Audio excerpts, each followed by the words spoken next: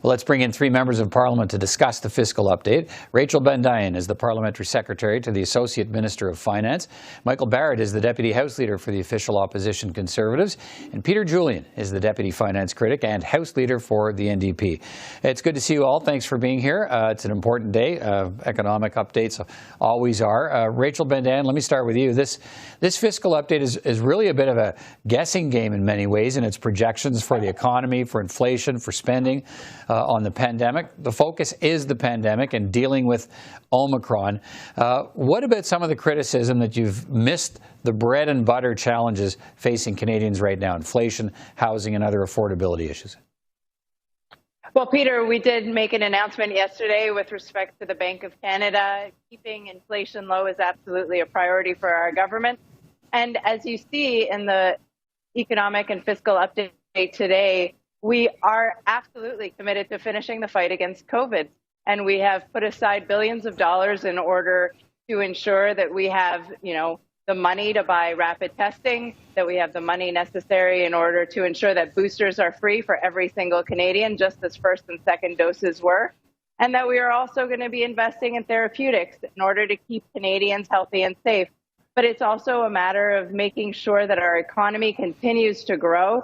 And we know that finishing the fight against COVID is the most important economic policy for our country. All right, Mr. Barrett, look at what's happening with the Omicron variant here. I'm just finding out as we speak that rules are changing for caucus meetings here in Ottawa tomorrow for reduced numbers for the sitting in the House of Commons as well. The variant's having an impact.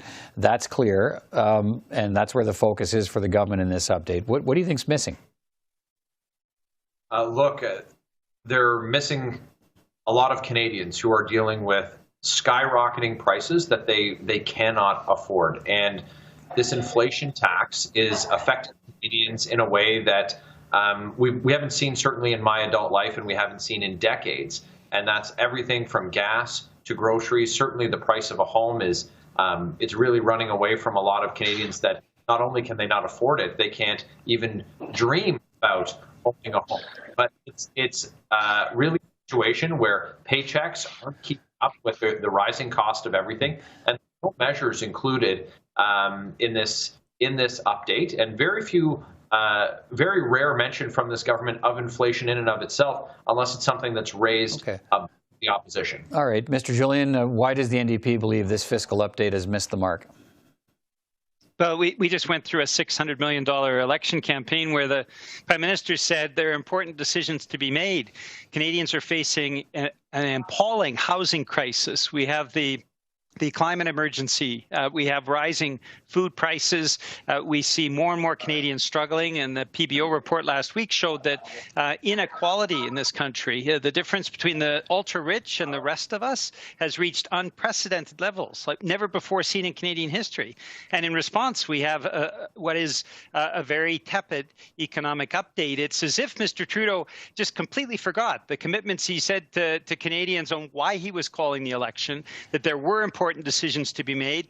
And what we're seeing now is that the government hasn't made any decisions to respond to the crises and the difficulties and challenges so many Canadians are facing. And when we get to the issue of COVID, one more thing, the reality is they slashed for 800,000 Canadians CERB benefits just a few weeks ago. And now they're saying, well, instead of responding with what is needed to provide supports to Canadians, they are investing in testing kits and in booster shots, but not dealing with the economic fallout that comes with COVID. All right. Rachel Bendayan, the Finance Minister lauded the government's economic record on job creation today and the economic recovery underway.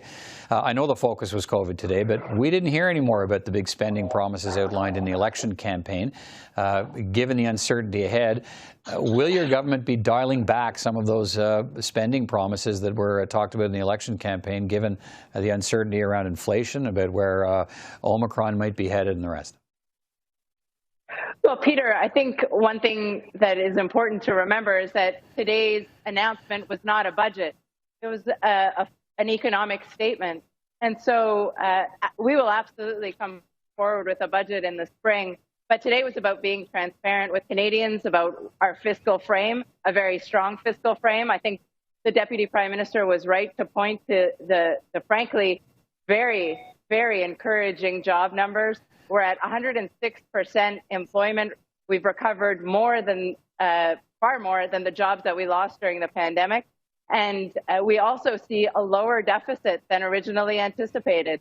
So I think that this is good news for Canadians. It shows the strength of our economy, and we are doing everything necessary in order to ensure that our economy continues to grow, including fighting Omicron and making sure that we have the room in order to provide the cushion that we need in the fiscal frame in order to respond to the next wave of the pandemic. All right, Mr. Barrett, I know your party, you've been clear about this, has decried government spending as a driver of inflation. And inflation, we know from looking at the documents today, is boosting the federal tax revenues. What should the government do about that? Well, look, they need to get their out-of-control spending under control. And every time that the opposition challenges the government and says, look, you do need to control your spending, it is having an effect on Canadians. It's devastating people's ability to live their everyday lives, just to put gas in their cars to get to medical appointments or to get to work. We hear that, well, you know what, it's a global, there's inflation lots of other places. Well, that doesn't do anything for the folks in Victoria by the Sea, Prince Edward Island, or in Vancouver, British Columbia, who are trying to put food on the table for their families. And what spending would you cut right now? Well, we need to look at, and C2 is a great example where the official opposition gave the government the opportunity to split the bills so we could focus on the hardest hit sectors, tourism, hospitality, service sector, and then we could actually review the other measures. They waited 2 months after the election to return Parliament and then called for us to bring out the big rubber stamp. So we're very much committed to helping those who have been hardest hit, but the government just wants to continue, what's really runaway spending with very little care or concern for folks who've really been left behind and who are hardest hit by this inflation crisis. All right, Mr. Julian, are there limits to how much more the government should be prepared to spend? Well, what we've been saying all along, we need to take a balanced approach.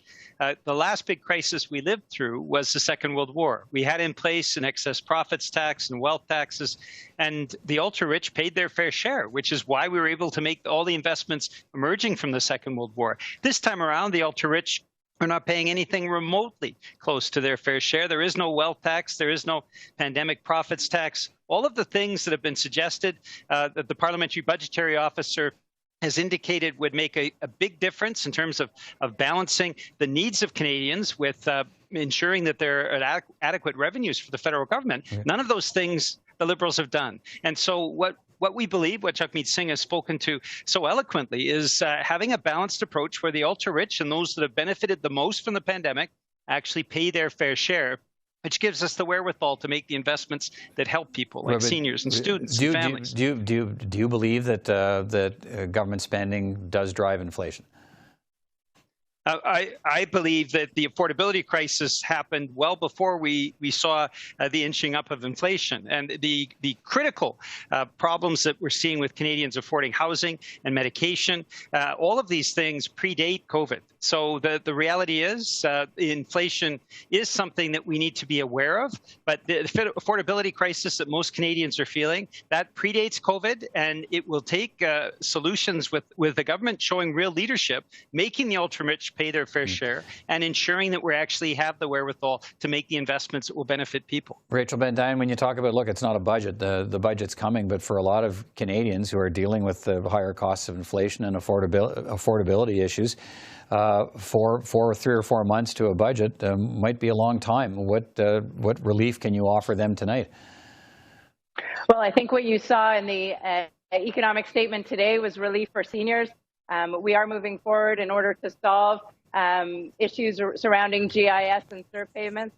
What we also see today is additional spending in order to make sure that money is there should workers have to lock down. And C2 is still before the House. Both the Conservatives and other opposition parties have voted against it. That bill provides support for workers. It provides support for caregivers. It provides support for people who need to leave on sick leave. And I think that all of those measures should be supported by all parties in this House because it's about having Canadians back. And so I encourage my colleagues who are on this panel to vote in favor of Bill C2.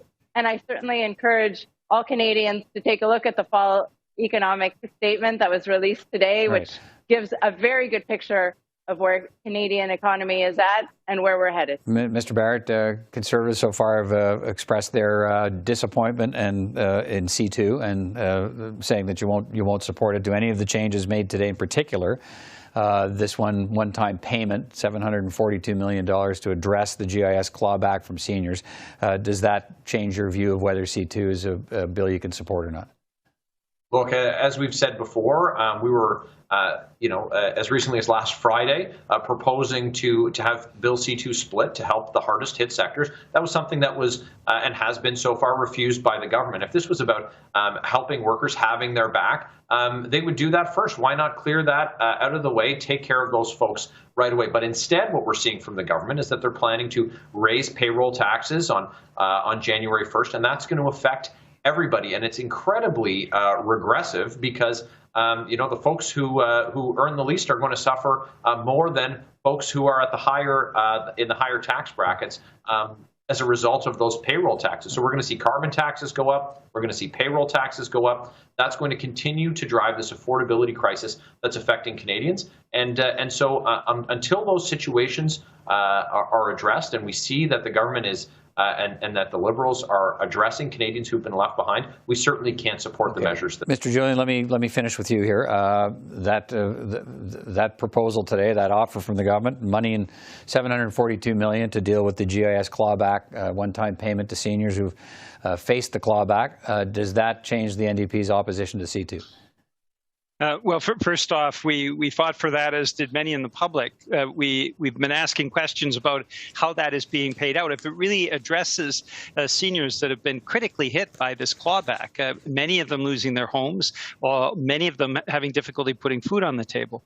But I wanted to correct the Liberal parliamentary secretary. Her statement about the 10 days of sick leave, which of course the NDP pushed for, is in C3, which the NDP supports. On C2, we moved from 800,000 people getting an emergency response benefit a few weeks ago to zero, because the lockdown benefit applies to absolutely nobody across the country right now, which means, unless, of course, unless we're headed for more lockdowns. Well, but at the current situation, we've gone from 800,000 people being supported to zero being supported, and the Liberals need to really move to ensure that people are getting the supports they need at this critical time. All right, we'll have to leave it at that. Thank you all for your time tonight. We'll talk again. Take care, everyone. Thanks. Thanks so much. Thanks. Thank you. And that's all for this edition of Primetime Politics on CPAC. I'm Peter Van Dusen. From all of us here at CPAC, thanks for watching, and I will see you next time. Take care.